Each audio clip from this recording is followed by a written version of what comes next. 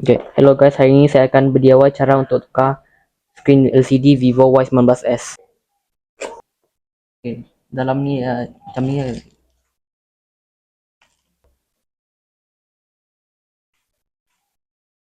ni ada agak bagus sikit lah sebab dia ada bagi free screen protector. Mau tengok kedai lah, ada yang bagi screen free. Dan inilah LCD Vivo Y19s atau Y28. Produk pakai sama yang LCD. Ini skrin yang lama, boleh tengok lah ada rosak lah, tapi masih boleh tahu hidup sebab boleh tengok ada lampu ini. Okay. Okay. Sini ada 16 biji skru, tapi palak skru ini size 1.5 mm. Okay, sekarang jom kita buka.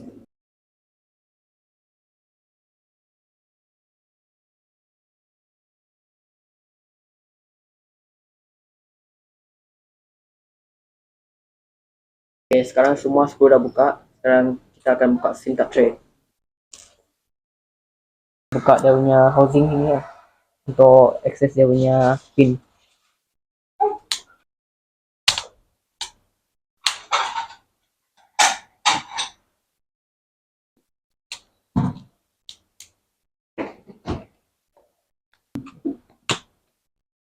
Okay, housing dah dibuka lah. Sekarang kita akan buka ni. Ini dibuka tu ni. So sekarang buka bateri dulu. Ini bateri punya kabel punya plug ini. Buka dia. Dah dicabut keluar lah. Cari kabel yang connected pergi LCD nya lah.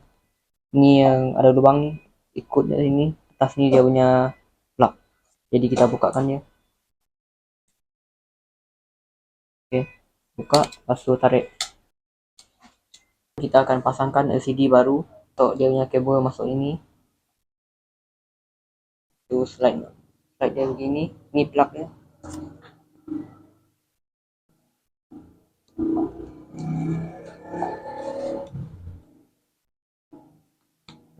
Kabel ni bagi dia lurus dulu supaya bateri senang mau pasang. Sekarang saya akan letak bateri balik. Nyala dulu, tak balik. Bateri ni connect pergi sini sama punya tempat. Make sure dia connect supaya dia boleh betul-betul power on. Lepas tu ni letak sini.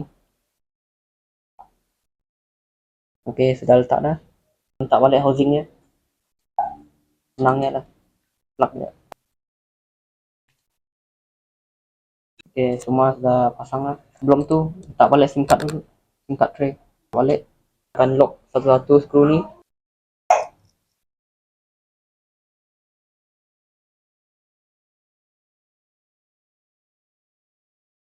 Okey, semua dah dipasang balik dah. Okey, sekarang kita akan gam dia punya screen. Kita akan menggunakan gam yang diberi oleh seller. Dah dibuka dah sekarang.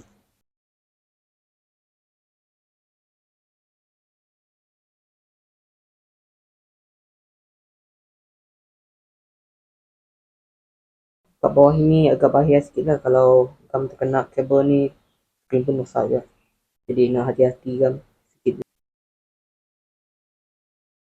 Okay, gam sudah diletak dah. Kita akan pasang dia sekarang.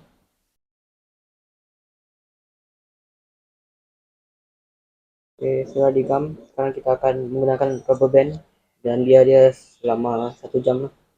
Sekarang saya akan letak rubber band supaya screennya tak jatuh.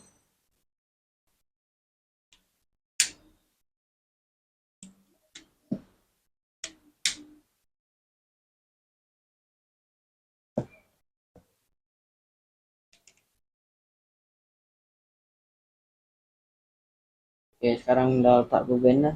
Kita akan tunggu dia kering selama 1 jam lah, baru boleh buka rubber band.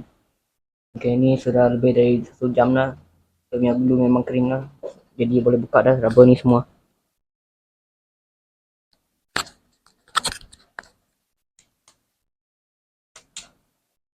Ni sekali buka lah.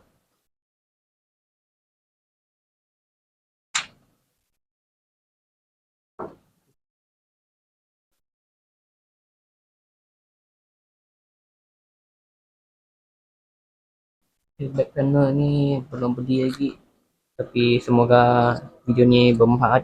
dan boleh saya berharap kamu eh